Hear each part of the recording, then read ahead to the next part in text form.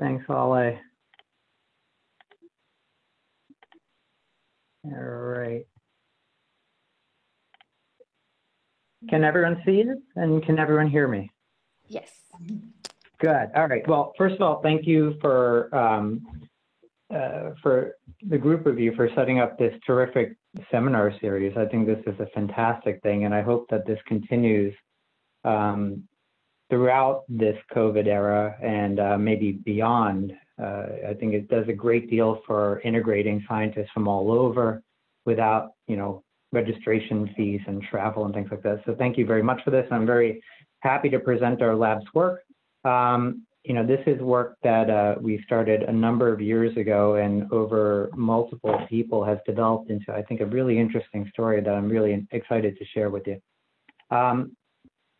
Let me give a little bit of background because perhaps not all of you think about fatty liver and NASH as much as we do, but fatty liver is a spectrum of disease. This is a rather famous image that comes from Jonathan Cohen and Helen Hobbs, but and it's been reproduced by probably everyone who's given a talk on fatty liver or NASH.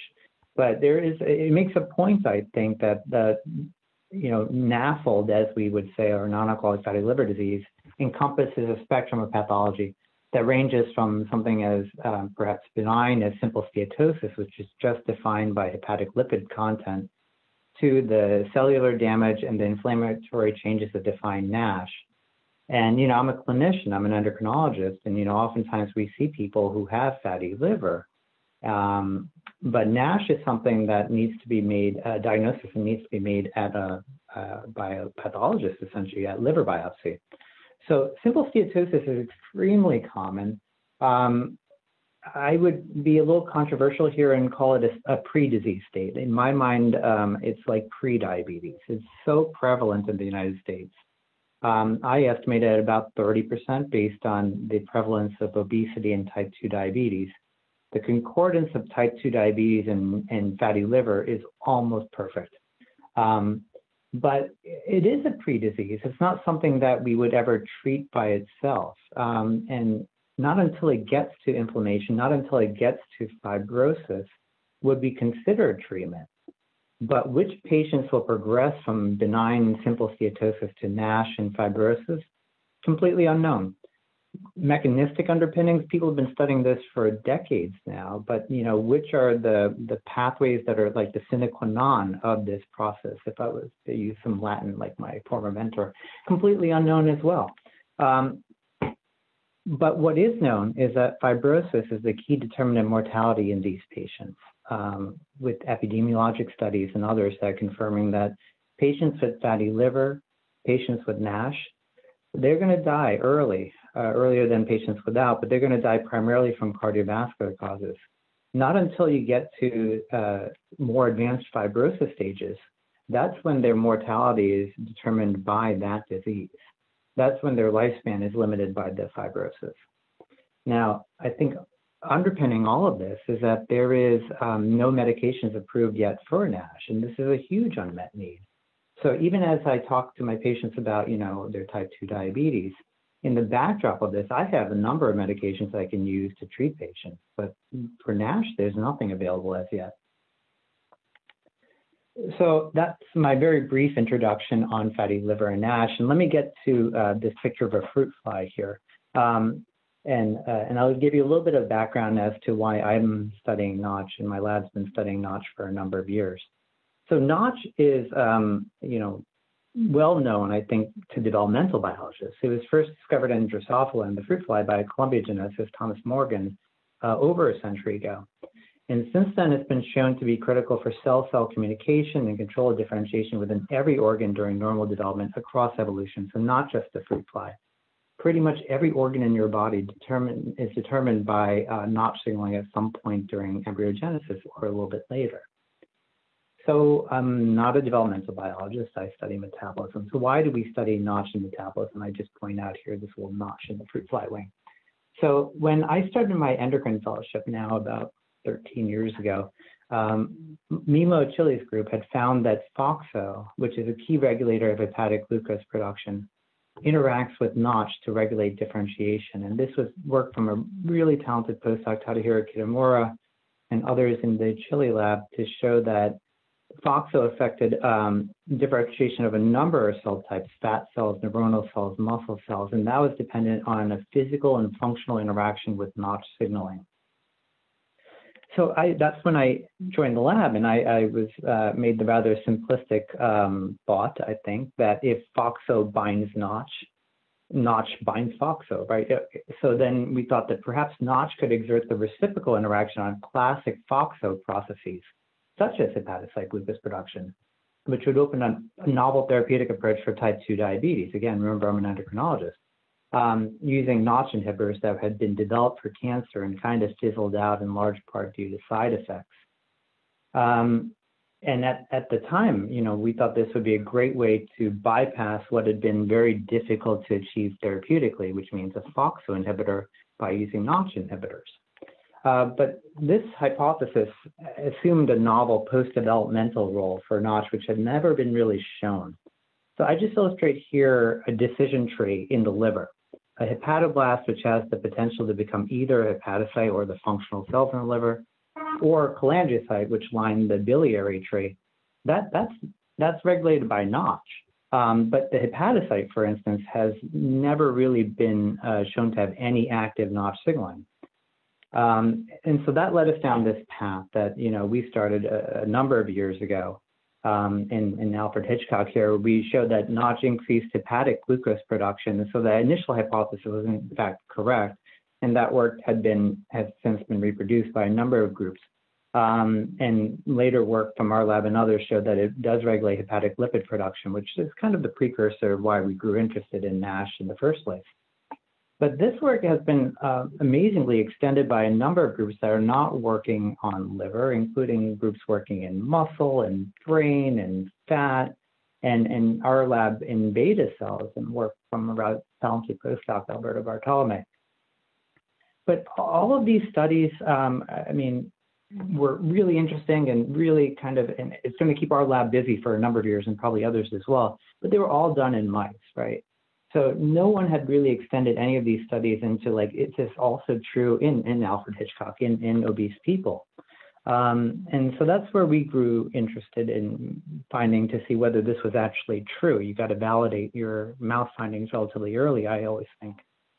So, and that's the story I'll tell you today. It started back a number of years with observations in people and has since progressed back into mice.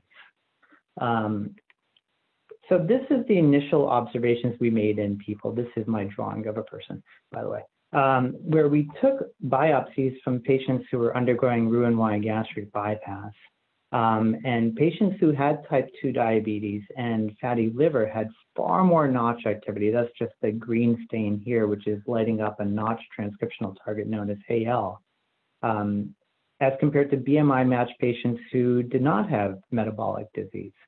And so we had shown this a number of years ago. And actually, that's what actually prompted us to start thinking about NASH. Remember, we were just thinking about diabetes back in the day. And in fact, we saw a gradated response in Notch activity from obese to type 2 diabetes to fatty liver to type 2 diabetes and NASH. And that's what we followed up in a later article where we found that the NAFLD activity score, which is a kind of a pathologic readout of NASH, was probably the best correlate to liver Notch activity. Again, here on the y-axis, I'm showing gene expression of another Notch target, HES1. That's one of the more canonical Notch signaling targets. So when we looked in liver, Notch activity very closely paralleled not just the presence of NASH, but how severe the NASH was, including liver fibrosis. And so this gave us some hope that there is something there, but it was all correlates, right? And we couldn't make any conclusions based on these correlations. So we could easily conceive of the idea that hepatocyte Notch activity, it's a developmental pathway, remember, might suggest an attempt at liver regeneration, which could be protective, right? So liver is a regenerative organ. If you were to donate half your liver to a friend or a family member, your liver would regrow back to its normal size, and the half you've donated will grow to a normal size for that person, for the recipient. So this could easily be considered a protective process, but we had the hypothesis that it might be a maladaptive regenerative response to injury or chronic injury of obesity, which would not be that acute response, right? You're not chopping off half a liver to donate. This is slow, smoldering, low-level injury that obesity induces. But again, that was just a hypothesis. And for this hypothesis, we had to go back to mice. Now, the problem at the time was that there was no good NASH plus fibrosis provoking diet in mice. Historically, people have used a diet which has been deficient in methionine and choline, or methionine choline deficient diet, very appropriately named, which causes profound inflammation in the liver and profound fibrosis, but also profound weight loss. So mice fed this diet lose progressive amounts of weight and usually die within 6 to 8 weeks. And so this doesn't look anything like the human condition. We're not having, our NASH patients are obese. They're not wasting away, right? So the MCD is more of a toxin-based diet. So we collaborated with Ira Tabis' group at Columbia, who was developing a new NASH diet within Vigo, which was high in saturated fat palmitate, very high in cholesterol, 1.25%, high in sucrose, and it's coupled with ad libitum access to fructose drinking water. And so with this diet in wild-type black 6 mice, you can see here on H&E staining, all these empty areas, right? So that's where lipid has been washed away during fixation, but that's not that different from high-fat diet. You can probably also catch all the dark blue areas here. That's the infiltrate, right? The immune cell infiltrate. And that's more so in the NASH-provoking diet than in the standard high-fat diet. But what's really notable about this diet is you get profound fibrosis, and that's illustrated by this trichrome stain, which is lighting up collagen. And with progressive length of time of diet feeding, this is at 32 weeks of diet feeding, you get bridging fibrosis up to 6 to 10% of the liver, which is really impressive and very much mimic the human experience. So this NASH diet is more than just high-fat diet, meaning it's more than just the Big Mac. You really do need the Coke to get the fibrosis. In fact, the Tabis' group has found that you need probably every component of this. Every bad thing you can throw at the mouse is necessary to get to the full phenotype of fibrosis. And with this NASH-provoking diet, we see a gradual but steady increase in Notch activity, again, as mirrored by HES1 expression. And when you look at it at the liver level, you see a very low level of HES1 positive hepatocytes in mice fed normal chow diet, which goes up quite dramatically in mice fed a NASH-provoking diet. And since this paper was published a few years ago, we found increased hepatocyte Notch activity in other obesogenic NASH-provoking diets. So this diet is obviously not the only NASH diet available. It's commercially available and it does work very well. But there's another diet out there which is somewhat choline deficient, and the methionine is held down, the 60% HFD-CDAA. HES1 activity goes up, Notch activity goes up. Scott Friedman has a diet that he's published on with Western diet plus low-dose carbon tet. The Guber modified amylin diet. Every time you have a true NASH model, we see increased hepatocyte Notch activity. But interestingly, not in the toxin-mediated models like MCD or high-dose carbon tet, which induces a lot of fibrosis and eventually cancer. There, you don't see a lot of hepatocyte Notch activity, which suggests something specific about the Notch response in obesity. Okay, that was a lot of words, I apologize. But, I think, again, this kind of mimics what we found in people, which is, when mice get NASH, Notch activity goes up. But is it causal? So here we go to our genetic mouse models to manipulate the Notch pathway. Notch is activated by a neighboring cell which expresses a ligand. These are named delta-like and jagged. There are actually 5 different ligands. That interaction with the Notch receptor on a neighboring cell leads to a series of cleavage events, the last which is catalyzed by gamma secretase, which is famous from Alzheimer's precursor protein. And that releases the Notch intracellular domain, which translocates to the nucleus, binds a rather fun protein called mastermind and a rather less fun named protein, at least, called RBPJ kappa to transactivate promoters that have and activate transcription of canonical Notch target genes, including, for instance, HES1. Now, the problem is that, as I alluded to, there's a whole bunch of elements in the signaling pathway. There are 5 Notch ligands, delta-like 1, 3, and 4, and jagged 1 and 2, and 4 Notch receptors, 1 through 4. So I was an assistant professor with one R01. I can't knock out 9 individual components. So we started knocking out things downstream of each and every one of them. For instance, RBPJ kappa, which is the common effector for all notch signaling.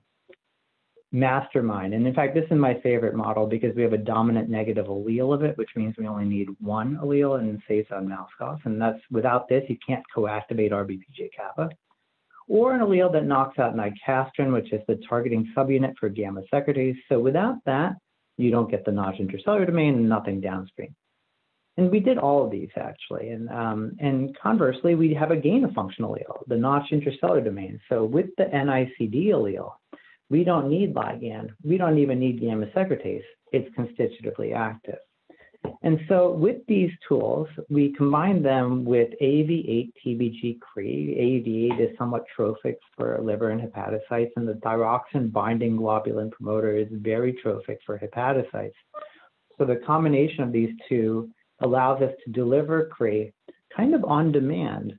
And what we usually do is let the mice get to adulthood, and then at 8 weeks of life, then we go in with the AAV, and then start NASH diet. And our usual protocol is 16 weeks of NASH diet. Some studies, I'll let you know which ones we go to 32 weeks of NASH diet. But this allows us two things. One, temporal control of notch loss of function or gain of function, because we really don't want to mess with development here. This is a developmental pathway. We want to make sure that we're affecting post-developmental phenotypes. And spatial determination here. So as I'll show you later, there's not a lot of hepatocyte notch activity, as I showed you already, actually. So we don't particularly want to mess with the non-hepatocyte notch activity. We just want to see what is the consequence of hepatocyte notch activity. So I think this is a reasonably good experimental model for this. And so we did this, and I'll just show you data from a representative example. So this is the liver-specific or hepatocyte-specific dominant negative mastermind mouse. So it's loss of function in a mouse that was fed NASH diet for 16 weeks, starting at 8 weeks, and we have a CRE minus control.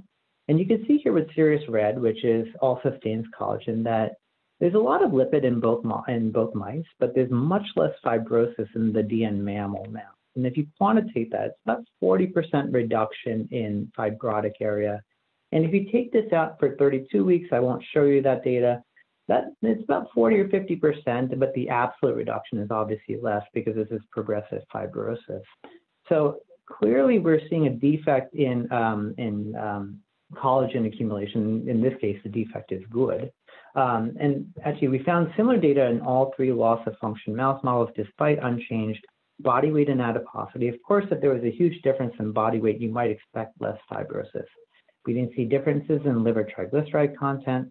We didn't see differences in plasma AST or ALT. Those are transaminases that are sometimes released from injured hepatocytes, or liver tunnel positive cells, which means I don't think that notch is regulating or regulated by injury itself, nor do I think it's regulating in this diet, at least, accumulation of liver triglyceride. It seems to be fairly specifically regulating the amount of fibrosis that develops.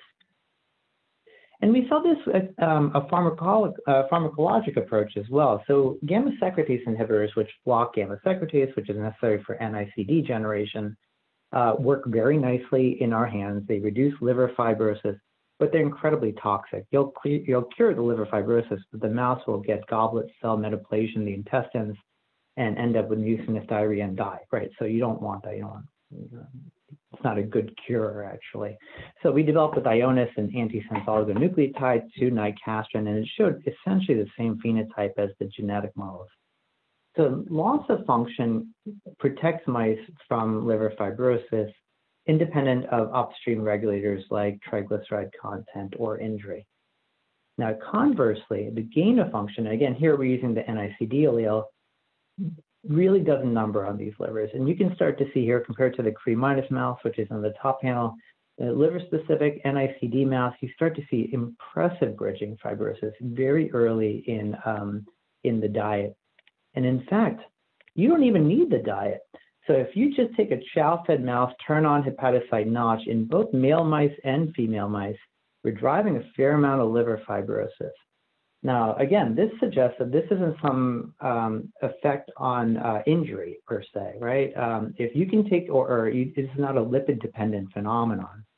hepatocyte Notch in of itself seems to be driving it, which suggested to us that we were affecting stellate cells. So hepatic stellate cells are the collagen-producing cells in the liver.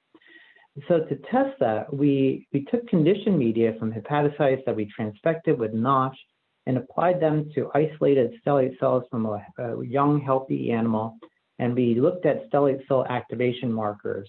And what we found is just turning on hepatocyte Notch regulated secretion of something that could in turn affect stellate cells and activate it.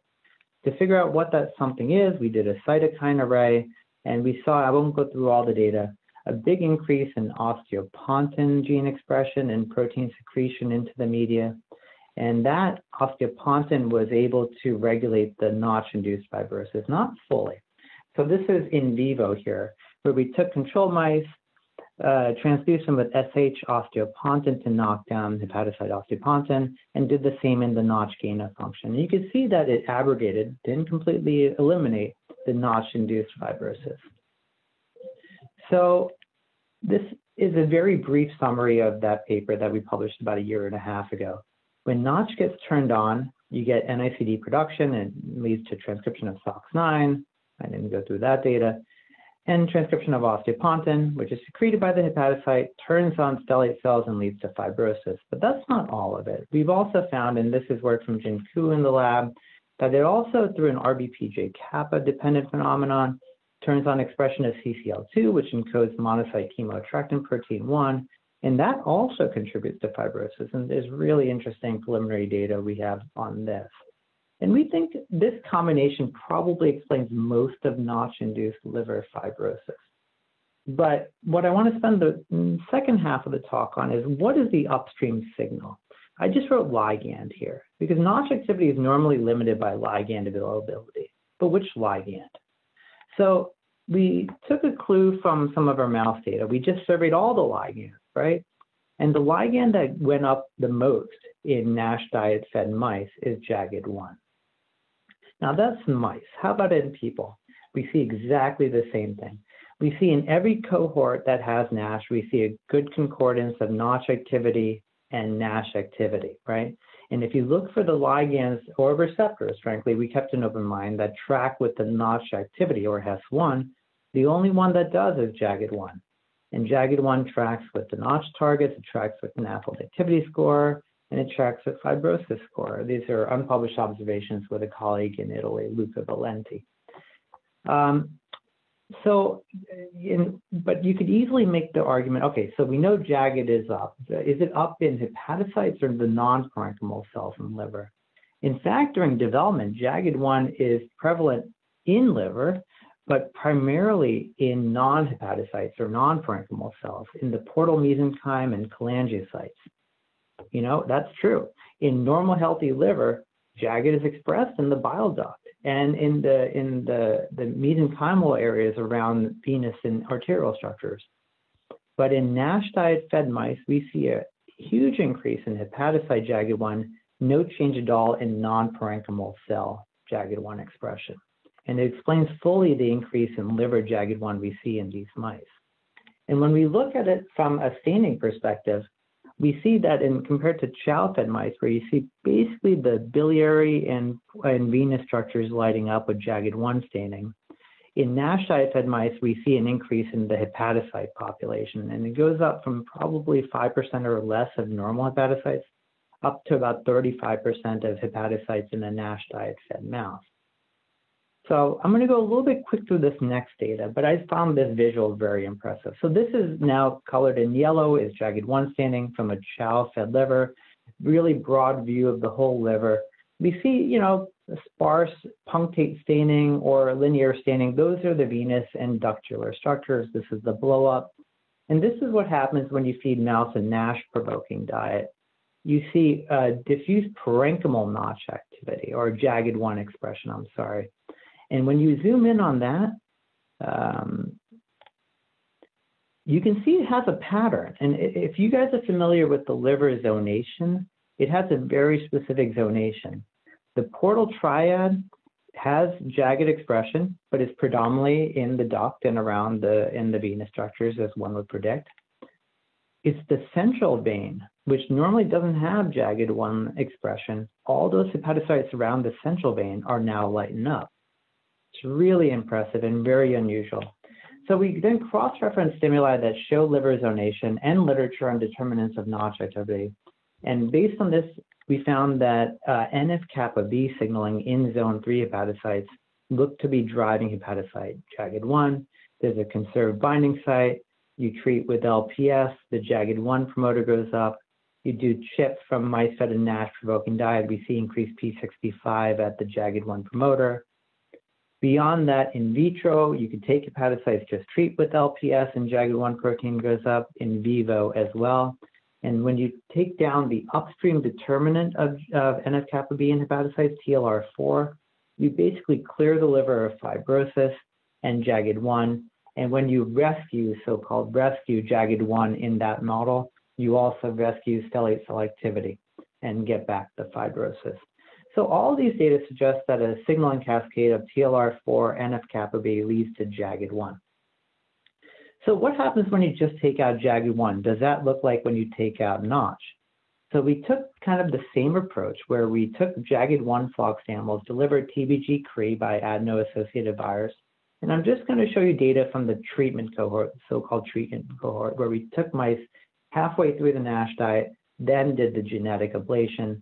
And when we take those mice, we again see a loss of hepatocyte JAGED. We don't see a change in cholangiocyte JAGED as one would expect with our AAV approach. Unchanged body weight, adiposity, liver lipids, or plasma transaminases, but a big reduction in liver fibrosis. In fact, if you want to over-extrapolate, slightly bigger reduction in liver fibrosis than when we just knock out hepatocyte Notch signaling. So we grew very excited about this and started collaborating with companies to see if they would develop antisense oligonucleotides to JAGED1, just as they did for nicastrin. So with Ionis, we did the same experimental approach. Fed mice, wild-type mice, black 6 mice from Jackson, this NASH-provoking diet. Halfway through the diet, we started weekly ASO injections. When we did that, we see a reduction in JAGED1, no change in the other ligands, change in Notch activity, as our prediction was. No difference in body weight, lipids, or anywhere else. But we saw a reduction in hepatocyte JAGED, that's the staining here, and a reduction in liver fibrosis. So again, about 55 to 60%, and it was very consistent with the genetic model. So we're very gratified by that. We now have a target that we think we could address pharmacologically, but the antisense oligonucleotides may affect other cell types in liver besides hepatocytes. To make it even more specific, with Sanofi, we developed an siRNA, which is GalNAc modified to make it very hepatocyte specific. And we did the same experiment we did with the ASO. We administered the siRNA weekly halfway through the NASH diet, got rid of all the excess hepatocyte JAGED1. And with that, we see a reduction in the stellate cell markers, reduction in fibrosis. And then we took this one step further. What if we, instead of doing it halfway through the NASH diet, we let the NASH diet go much, much further until the fibrosis is much further advanced, and then start the siRNA treatment? The reason for this is the people that are going to be treated. We're not going to be treating patients who have probably NASH or maybe even mild fibrosis. We're going to be treating patients who have more advanced fibrosis if a drug is ever to be approved by the FDA. And in this model, we see about a 60% reduction in liver fibrosis.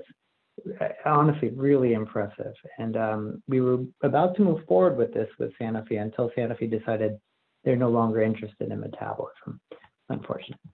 Okay, so this is my my overall model. I think something from the gut, probably LPS and maybe other things, are triggering toll-like receptor 4, NF-kappa B signaling, activating expression of JAGED1 in hepatocytes. There probably is a contribution by hypoxia as well. Zone 3 is also where HIF1 is highest.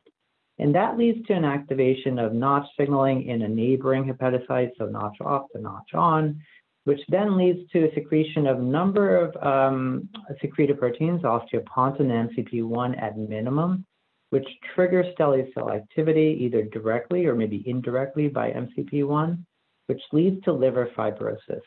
And we believe this can be inhibited by a Jagged1 inhibitor, and we think that there is huge therapeutic potential involved here. But we have a lot of work to do.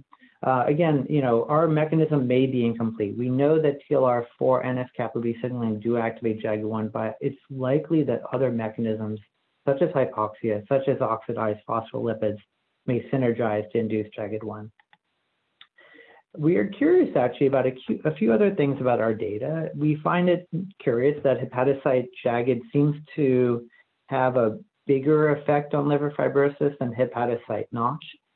To us, that could mean that Jagged1 from a hepatocyte might signal to hepatocyte Notch, as we've already shown, but perhaps also to non-parenchymal cell Notch. And along those lines, other groups have found that Notch activity on stellate cells is also pro-fibrogenic.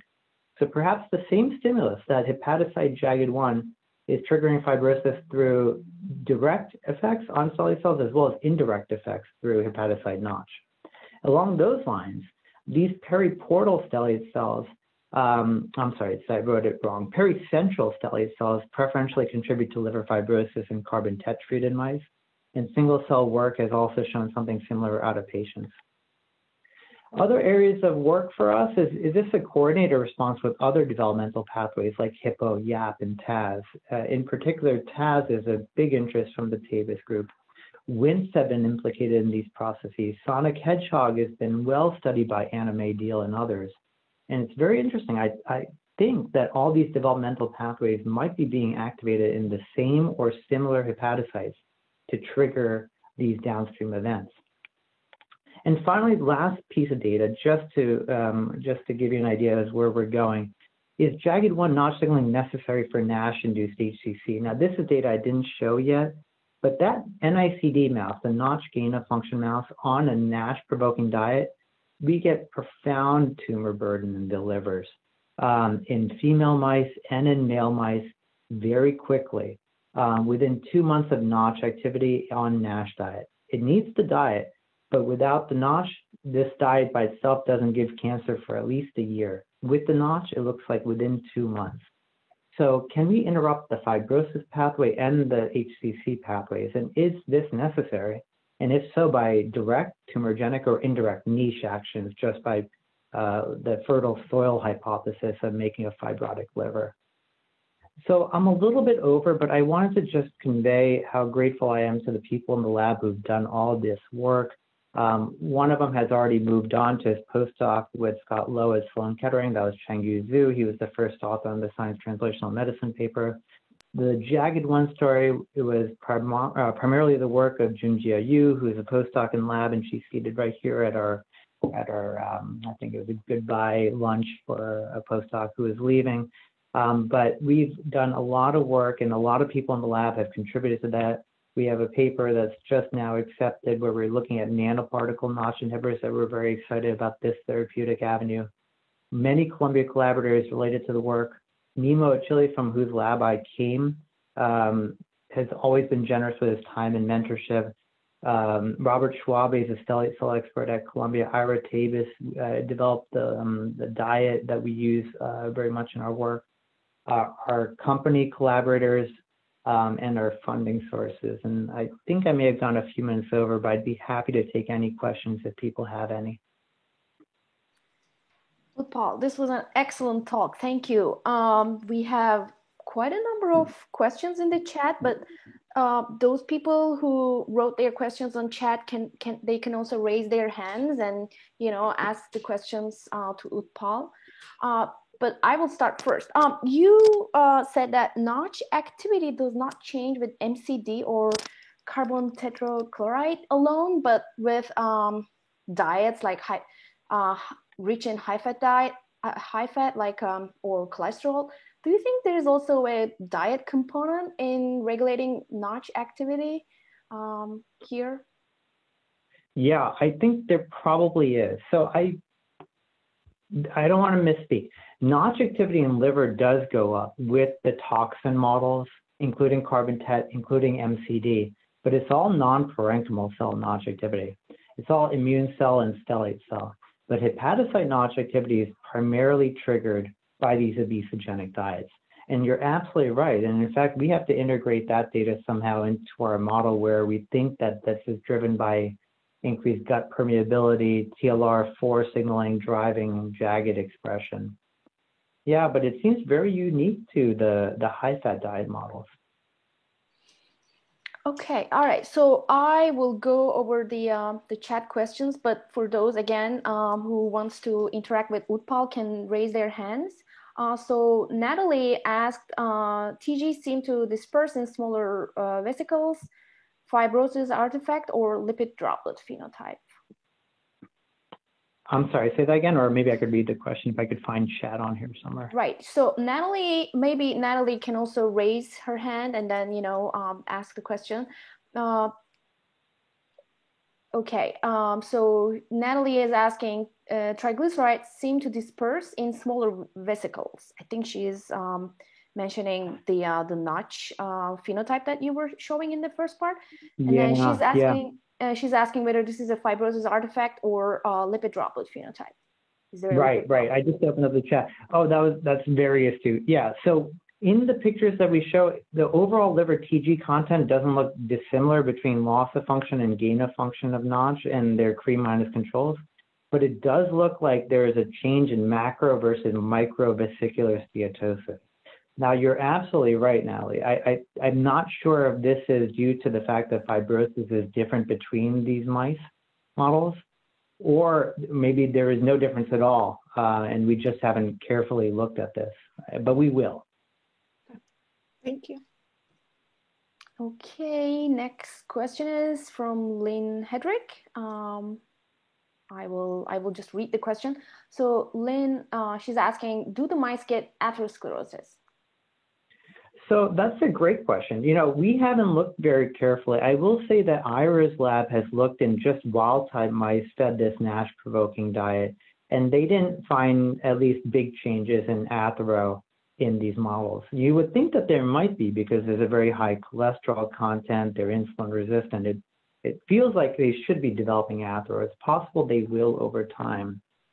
The trouble is, like, you know, by the time they get very fibrotic, they start to develop tumors. Like, for instance, we may never observe an athero phenotype because our mice will probably start dropping off from their HCC burden. But to be honest, we haven't looked that carefully for an athero phenotype. Okay, next question is from Gisette.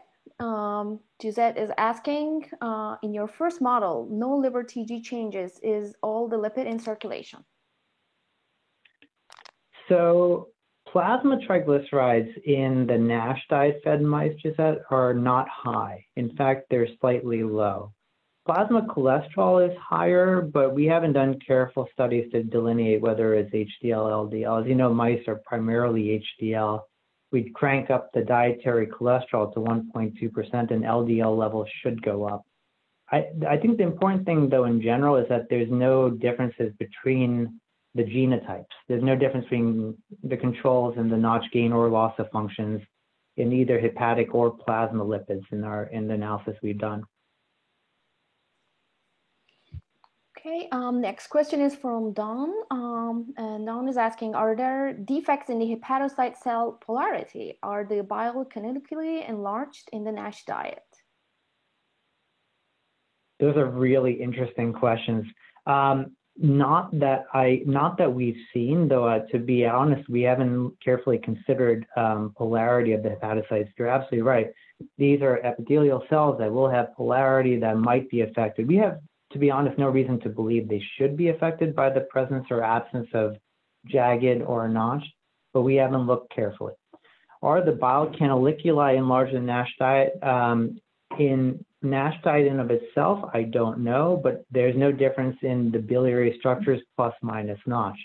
That's a very important consideration, actually, because there is a rare human syndrome called Alagille syndrome, which is due to defects in jagged and notch signaling during development. So that affects the overall biliary duct density. Without the proper density of ducts during development and eventually in life, patients actually get sick. And so this is something we've spent a fair amount of time thinking about. And in fact, to the point where we've analyzed biliary structures in Notch gain and loss of function mice, haven't really seen any defects. But we even did this work using an HNF1 crete to just manipulate postnatally Notch signaling in the biliary tree. And we didn't see a phenotype there as well. We're writing up that paper now. I'm looking at your chat. Are there defects in jagged-1 membrane trafficking due to NASH diet? I love that idea, and we are studying that. I think there may be not trafficking, but recycling.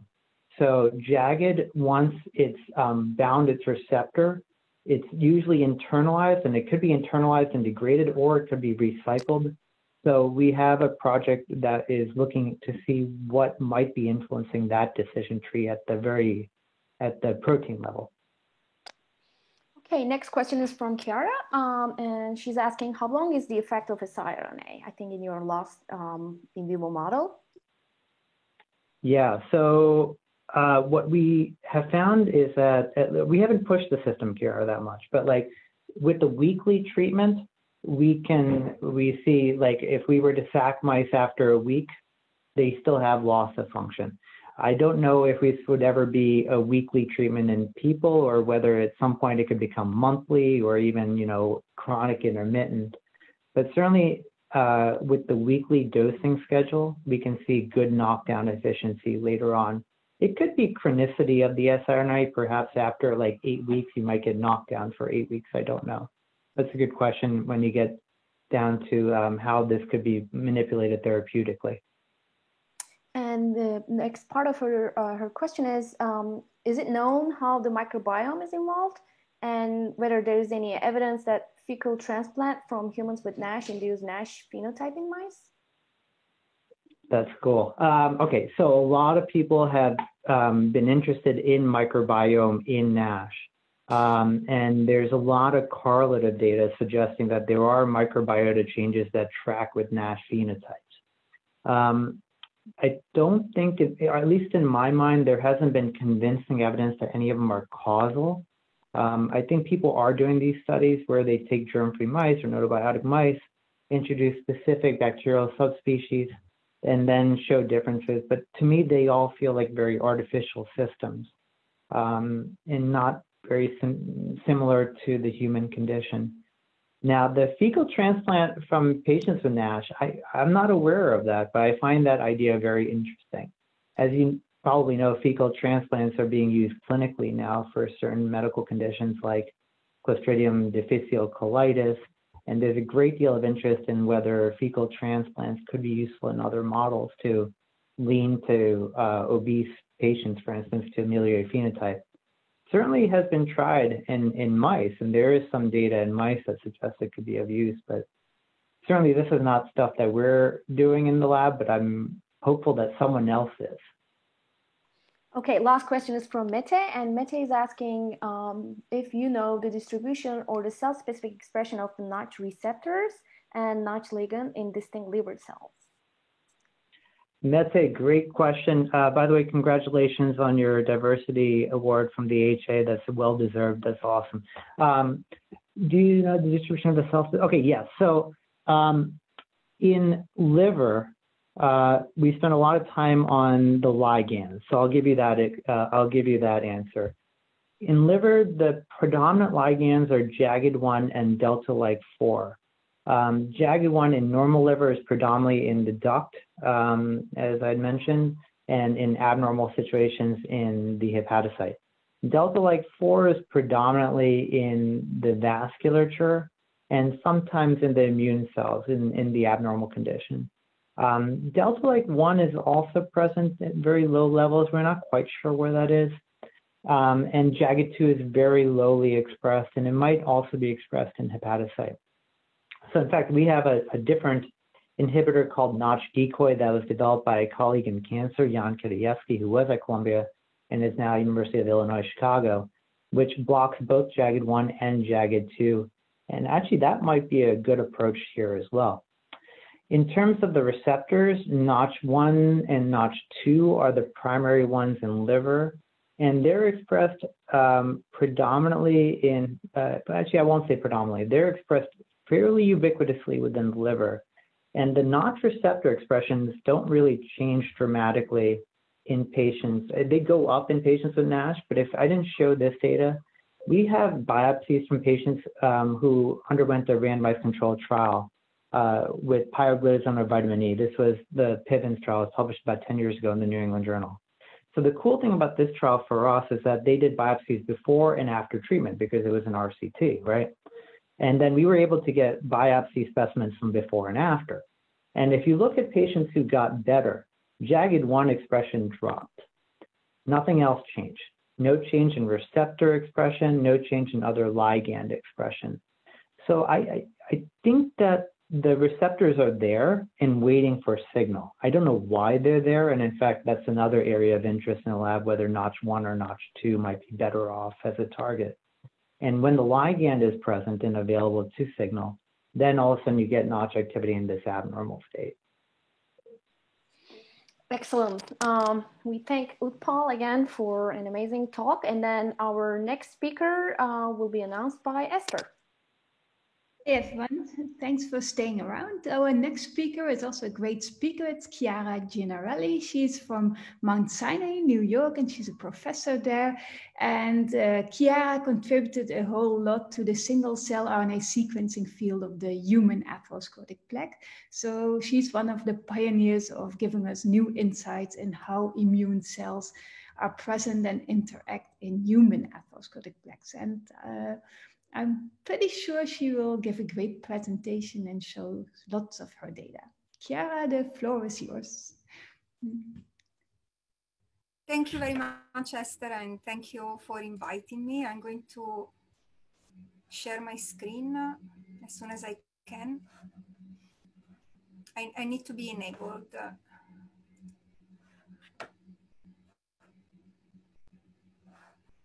It seems that I'm not. Okay. Ebru, can you make Chiara a host? Then she can share her screen.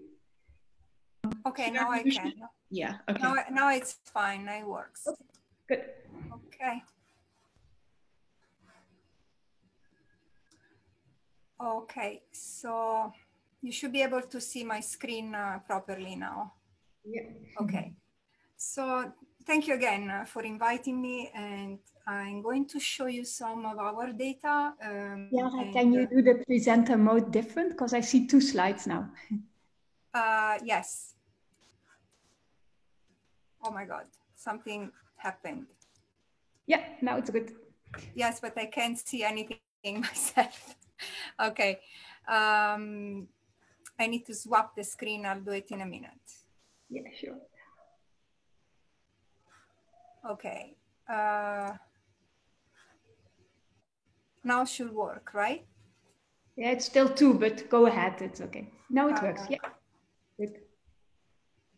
Now it's 1. Yeah, Chiara, if you have 2 like that, you could also just make the other one bigger. You could decide and make the main slide bigger and have your notes slide smaller if you need to.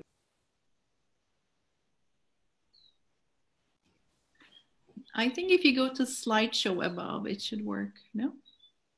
Okay. I don't know what's going on. I lost control of my own slide. Okay. I'm sorry about that. That's okay. Yeah, now it's working. Can you see it now? Perfect. Yeah. Okay.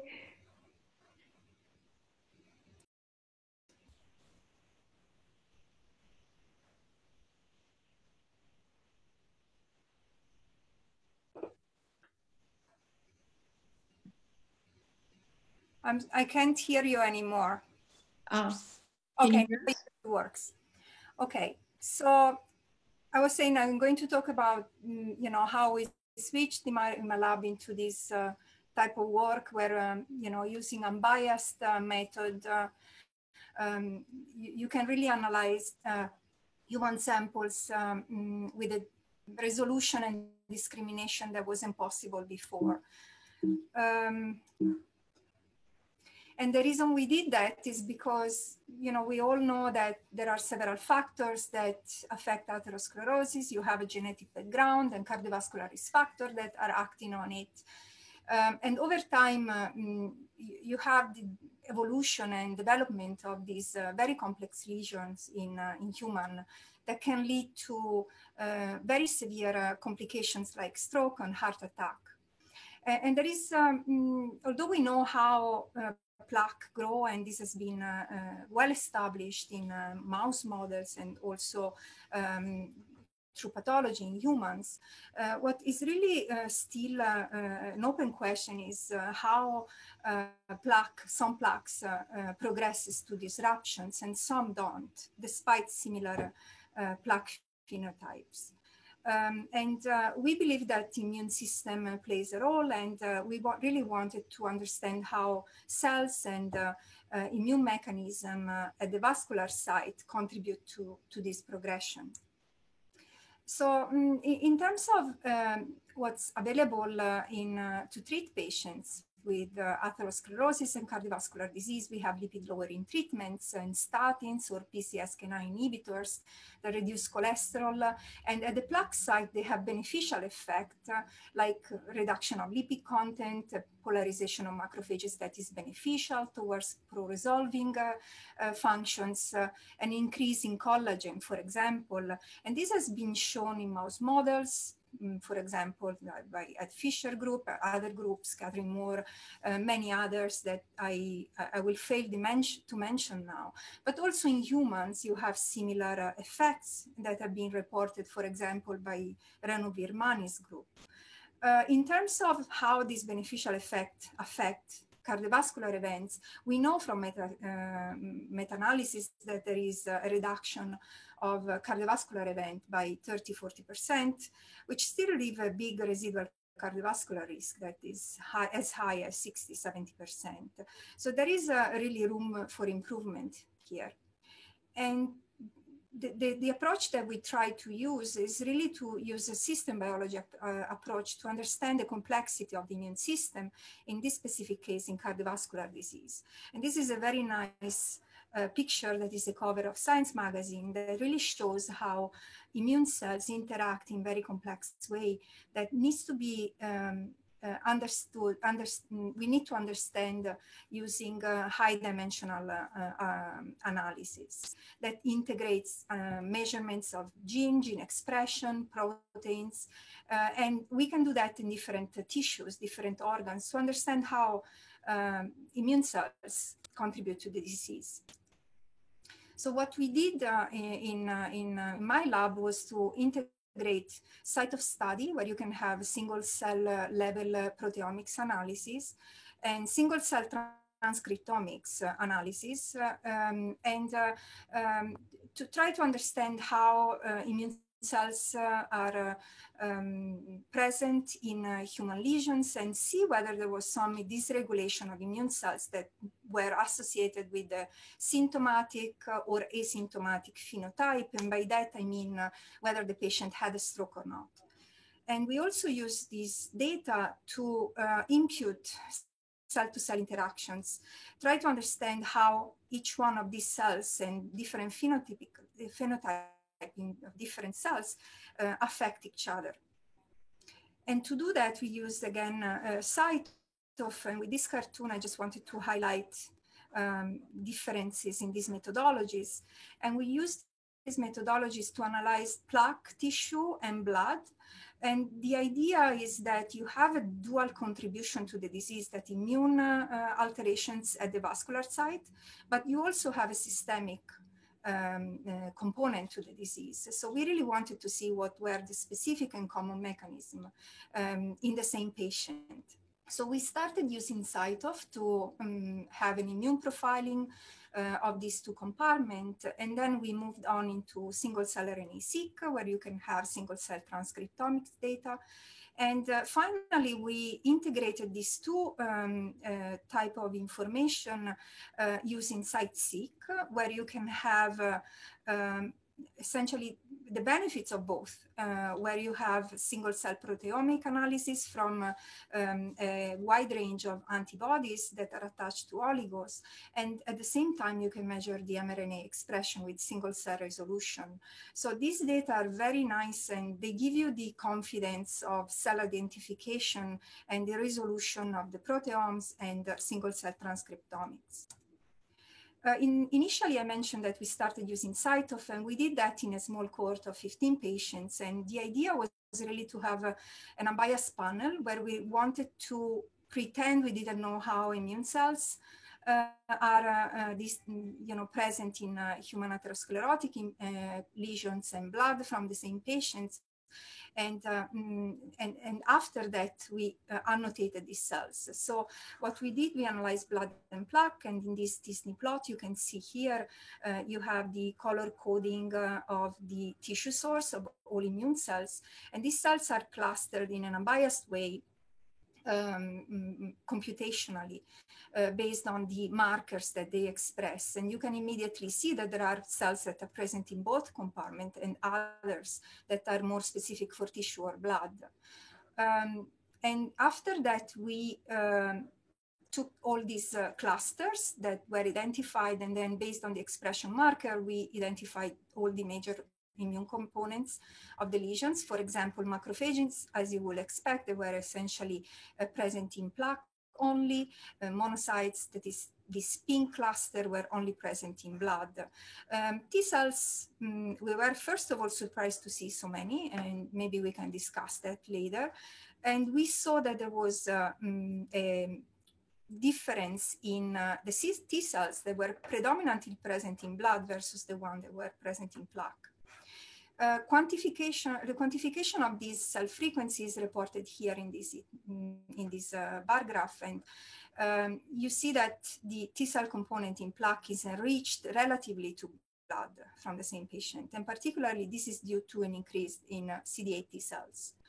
And when we did statistics on all the frequency of these metaclusters, we found that these three clusters, CD8 effector memory T cells, CD4 effector memory T cells, and macrophages, were enriched in plaque. So because of this surprising or unexpected, sorry about that, in frequency of T cells, we next decided to really dig in the T cell compartment and develop a panel for CyTOF that was really focused on T cells. And we used the same strategy. So we used blood and plaque analysis from the same patients. And here you see the CD8 T cells and the CD4 T cells. And you can immediately see that plaque CD8 T cells were enriched also in this second cohort. And then with T cell metaclustering analysis, we identified 25 clusters in this type of analysis and in our cohort of different cell types or flavors. And those, are largely not subset and lineage different cells that have different in lineages, but it's really describing the functional polarization and heterogeneity of cells in blood and in plaque. And in this heat map here, you see on top the markers that we used. In this, on the left, you have the clusters that are annotated, and then you can see the ones that are enriched in plaque over here in green, the ones that are enriched in blood. Instead, in white, the ones that were present with no differences in both compartments. And the majority of the plaque T cells were indeed effector memory T cells. And again, when we performed statistics here, we saw that we had an enrichment of this metacluster 12 that I will tell you more about later, that is a CD4 positive effector memory T cells, and 3 clusters of CD8 T cells. Again, they presented different flavors of effector memory states. These are just some markers that shows you how these cells are really distinct phenotypically when you compare blood and plaque. And you can see that, for example, markers like CD69, CCR5 are high in plaque compared to blood in all these clusters. You have also downregulation of CD27 and 28, so these cells are more differentiated in plaque. And we were also surprised to see that PD-1 was increased in plaque compared to blood. And we'll get to that later during the talk.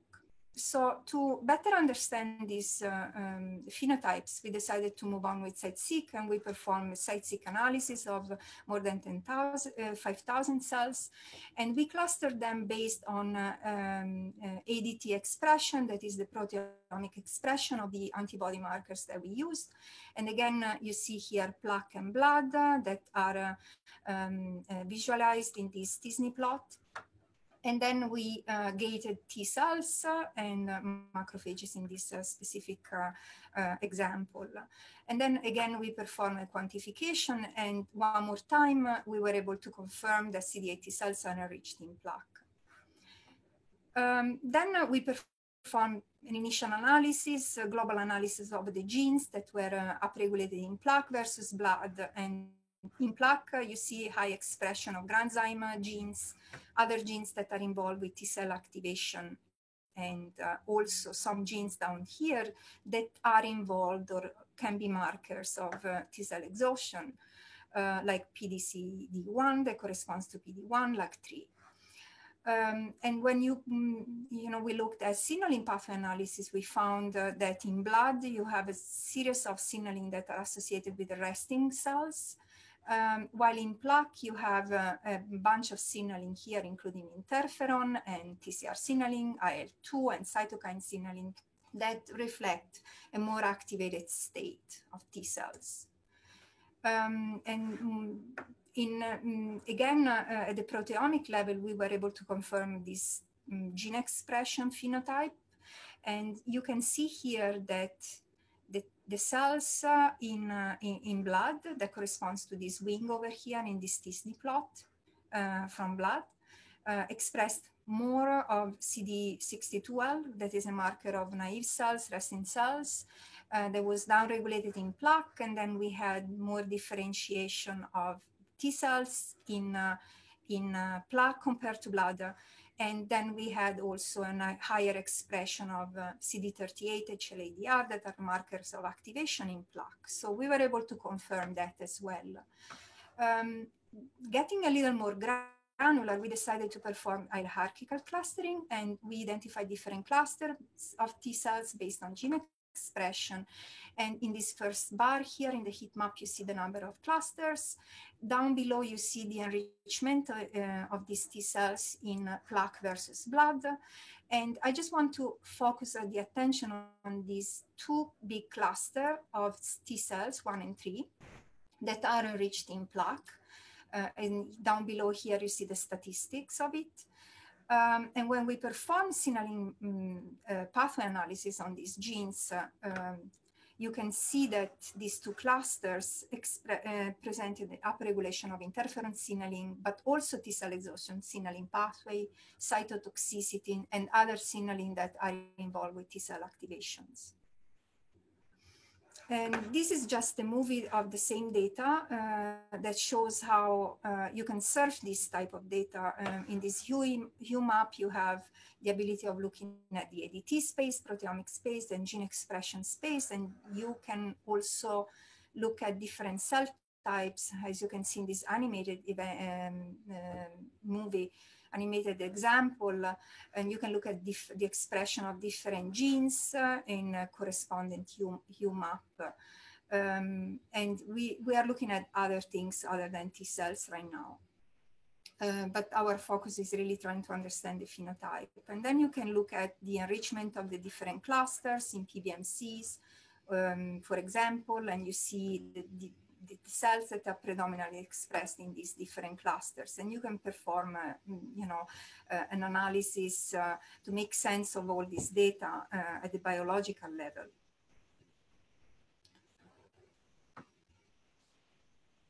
Okay.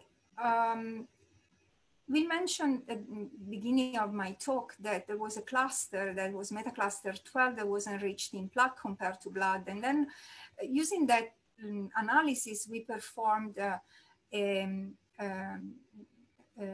we were curious we asked ourselves whether there was a difference in frequencies of these T cells in patients that had a stroke or not. We were able to do it because our patients are prospectively enrolled, but we have this type of distribution between asymptomatic patients and patients who had a stroke that undergo surgery because of that. And when we performed this analysis, we found an increasing frequency in plaque of metacluster 12, that is a CD4 positive effector memory T cells cluster in patients who had a stroke. At the gene expression level, CD4 T cells also presented a different activation state. I would say, because while in patients who didn't have stroke, you have the activation of interferon gamma pathway, IL-12, TNF signaling, and again, interferon gamma. So what you will expect from an activated T cells in symptomatic patients who had a stroke, top signaling were Wnt signaling pathway, PDGF beta signaling pathway, but also IL-2 and other signaling that are typically associated with T cell activation, probably suggesting that there is a different activation state. But if you want to get a little more granular, again, you can cluster cells using hierarchical clustering in this heat map. You can see that we were able to identify 2 clusters that were significantly enriched in patients who had a stroke, and 2 clusters that were enriched in patients who didn't have a stroke. So when we performed signaling pathway analysis between these different clusters, we found that, for example, cluster 11, that was enriched in stroke patient, was presented upregulation of RhoA signaling and Th1 pathway. So these cells were indeed activated and pro-inflammatory and pro-atherogenic. Instead, the T cells in patients who didn't have a stroke presented the upregulation of PCK signaling and IL-1 signaling, TNFR2 signaling, for example, while there was, in terms of Th2 pathway, downregulation in cluster 11 in stroke patients of this pathway. And similarly, we found similar data for CD8 T cells in a way, because again, using a similar strategy, and so I'll just go quick on this analysis, we found that in patients who didn't have stroke, we found type 1 interferon signaling and other signaling typically associated with T cell activation, including cytotoxicity. In symptomatic patients, we found the activation of Wnt signaling pathway, in this case, non-canonical signaling pathway, and beta-catenin independent Wnt signaling pathway, for example, but also RAC1 signaling. So this data again suggests that there is a different activation state of these cells in plaque of patients who had a stroke. Again, we cluster these cells based on their gene expression, and at the signaling pathway level, we found that the clusters of CD8 T cells that were enriched in stroke patients presented in this cluster 1, for example, the upregulation of RhoA, MFAT, signaling, and also T cell exhaustion signaling pathway that coexisted with the activation, which might suggest that the cells are not really exhausted, but probably they are trying to respond to a chronic inflammatory stimulus, and they are maybe undergoing or differentiating toward an exhausted phenotype, but not quite exhausted yet. So in conclusion, using this combination of single cell analysis to analyze human atherosclerotic plaques and blood from the same patients, we found that T cells are important cell types in human atherosclerotic plaques. And we identified subset of activated and exhausted, let's call them exhausted-like CD4 and CD8 T cells that were enriched in plaques versus blood. And some of these dysregulation were associated with recent stroke or TIA, and we found an expansion of a subset of CD4 effector memory T cells in plaque of patients with stroke. And in patients with stroke, CD8 T cells were more differentiated and exhausted with less granzyme B than in patients with no stroke. And the identification of this new dysregulation associated with stroke or TIA may have clinical implications, and we are working on trying to understand mechanistically how these alterations may affect plaque progression and disruptions. So in leveraging on this data, and we are continuing building on generating more data, we really want to understand biological function, but also understanding the role of comorbidity and drugs, potentially to use this data for drug discovery. And one of the projects that we are working on is trying to understand why patients with type 2 diabetes do not respond as well to statins, for example, because patients with type 2 diabetes and also in animal models of diabetes, we know that lipid lowering is not sufficient to regress plaque.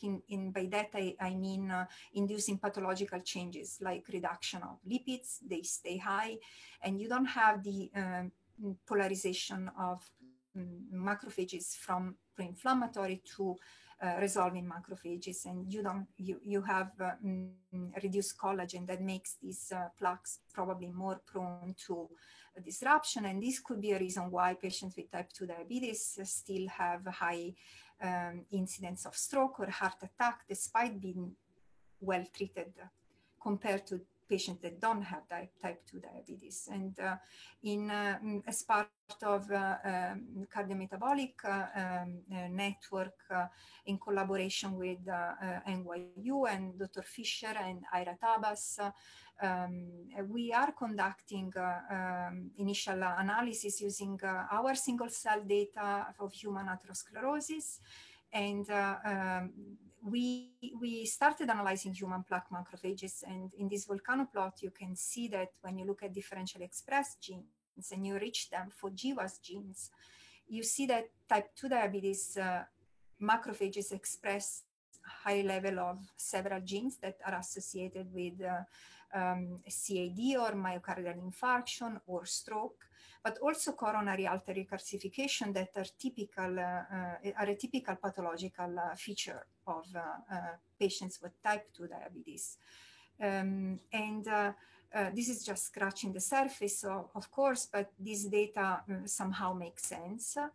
And next, we started interfacing our single cell data with the single cell data of Ed that he has generated and published already to see whether there is some similarity in plaque macrophages and between human and mouse, two models. And when you look at this data, you see that some of the macrophages clusters that are present in type 2 diabetes corresponds to clusters that are enriched in plaque progression in mice.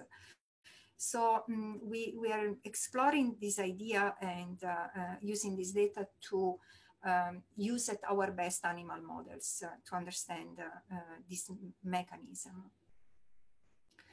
So with that, I would like to thank my lab, the current members, Don over here, Chris, Rosa, and Letizia, former members, the collaboration that we have with Miriam Merad and her group at the HIMC, bioinformaticians Avi Mayan, also at Mount Sinai, our wonderful surgeons, and Ed Fisher, Ada, and Emily Brown, who have worked on this single cell data in collaboration for us. And with that, I'll be happy to take questions if there are any, and if we have time.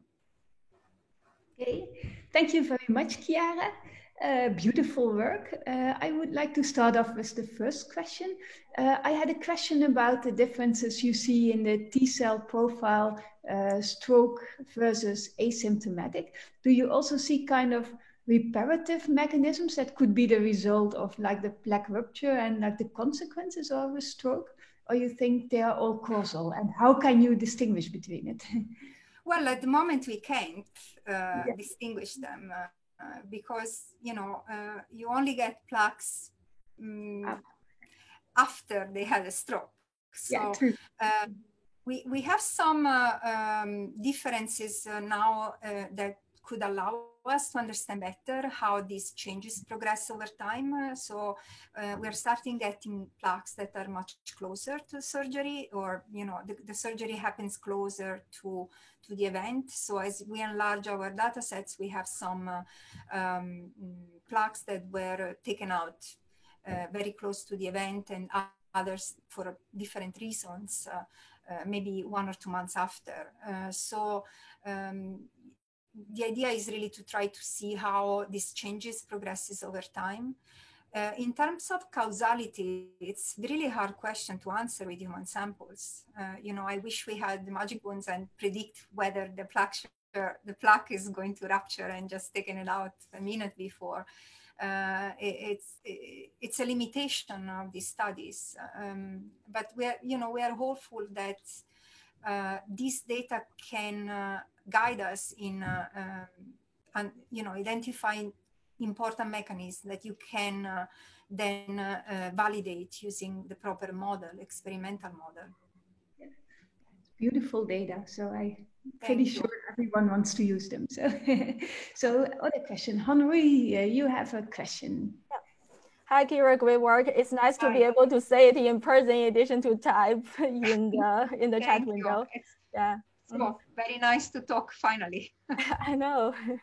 Yeah, I wonder whether you see evidence of proliferating macrophage in your single cell RNA example, because I remember Esther's very early work showed evidence of proliferating cells in the plaque stratified by different stage of plaque. I think now with the technology, it's a good timing to look into it. But I do see that the macrophage population in your data appear to be relatively small.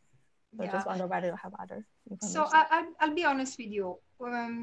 We haven't looked at that specifically in our data set yet, but it's a very important question. And we have done it to some extent for T cells. But it's something that we want to look at as we are continuing working on macrophages more specifically. It's important to understand all of that. We haven't done it in depth yet. Thanks. Proliferation specifically. So I have some questions in the chat from Natalie Pamir. Do you have any evidence that the T cell transcriptional changes in asymptomatic stroke versus symptomatic stroke are epigenetically driven? Okay.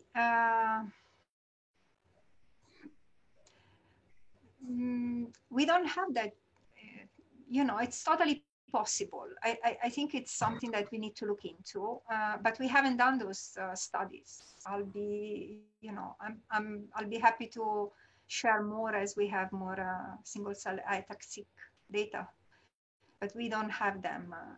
So I can't really answer the question based on our human data, but it's a great question. I think it's very important. Then there's a question from Paul Carter. Do you have follow-up data on the stable patients regards to development of TIA stroke? In those who go on to have events, are there differences in the plasma compared to those who don't? Sounds like a new project. Yes, it sounds like a new project, but it's a very important. This is a very important question. So when we started this study, we really didn't perform follow-up. And the reason is that ideally you want to do everything, but it was impossible. And we are now getting to the point that we can start, a follow-up on these patients. In terms of the asymptomatic patients follow-up, the follow-up in terms of stroke events, I don't know how that will answer, the question that you have, because you take out the plaque because you don't want the stroke to happen. So unless the person has another plaque on the other side that has not been taken out in time, you won't have a stroke that is related to the plaque. They might have a stroke, but not because of plaque rupture. So I don't know how to answer that. Good. Katie has the next question. Yeah, sorry, I can't raise my hand. That was great, and I think I was able to focus more today than I could at your talk earlier in the week. I might have missed it methodologically at the beginning, but did you remove all the, like, was it basically a CD45 positive enrichment at the very beginning?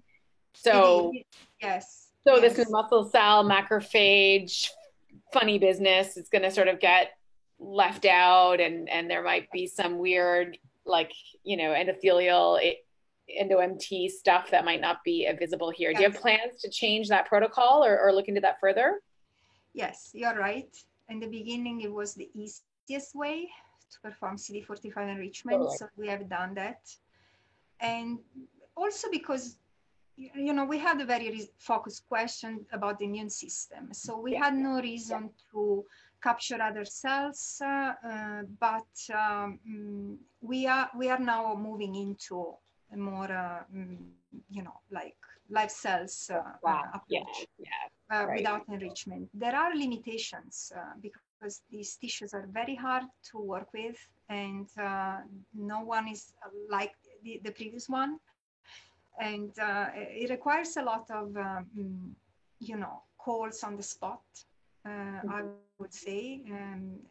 So it's not always possible to work with non-CD45 enriched samples. Yeah, I will tell you, at least at the moment. We have some strategies that we are optimizing to do that, but we haven't generated a full data set using this method. We have some data on vascular smooth muscle cells, endothelial cells that we were able to get. Consider that we are not sorting the cells. We didn't want to have that perturbation added to the system because, you know, there are perturbations when you start manipulating tissues this way. So we wanted to take that out, and so you really need to have a very pure samples to do this load. So it's tricky. Yeah.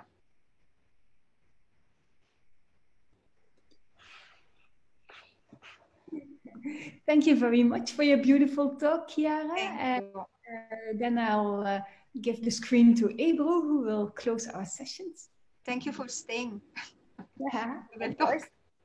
Well, I get the honor to close all the time. Thank you, Chiara and Utpal. It was great. I learned a lot, and I have some other questions I'll ask you guys via email. So thanks everyone for joining. Thank you, everyone. Bye. Bye. Bye. Nice to see you, everyone. Bye. Bye-bye. All right, and we're ending the session.